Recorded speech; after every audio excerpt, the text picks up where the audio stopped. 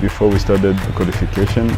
Mbere yo gutangira majonjora twahuye n'ingorane, bamwe mu bakinnyi bari bafite imvune zikabije hamwe no guhindagura abatoza n'ibindi, ariko twari tuzi ko nitumara gutuza tuzakina ndetse tugatsinda. Uhora wibuka ko uhagarariye igihugu cyawe. Urumva hari igitutu cyinshi kuza mu irushanwa, na cyane ko turi ikipe izaba iri mu rugo.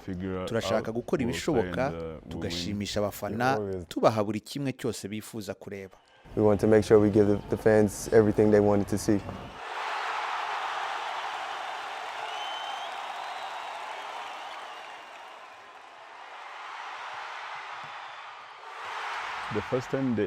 Bwa mbere bagitangaza iby'iri rushanwa, buri wese yahise yifuza kuryitabira. Buri umwe yari afite umuhate wo gukora cyane kuko twifuzaga kuba mu bazaryitabira.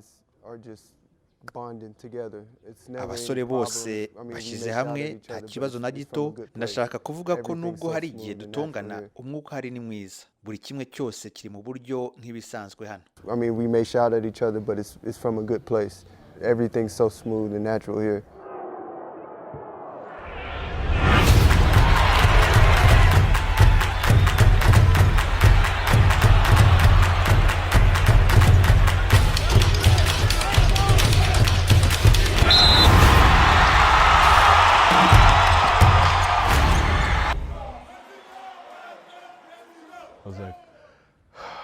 Nagize ni aho twarabikoze kuko nicyo twaharaniraga kandi kiduteye ishema.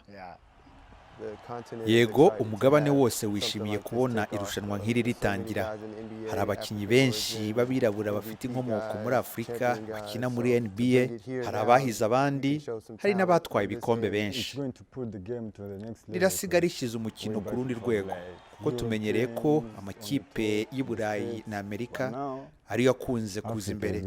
Ubu ni igihe cyo gushyira Afurika ku ikarita muri uyu mukino. Biranshimisha cyane buri gihe kubona inzozi zanjye ziba impamo, kubera ko nkiri umwana nakuze nifuza kuzakina mu irushanwa nyafurika. Mu bakiri bato bazamuka bafite byinshi byo kwitega, na cyane ko hano dufite ikipe ubu ikina muri shampiyona ya BLA.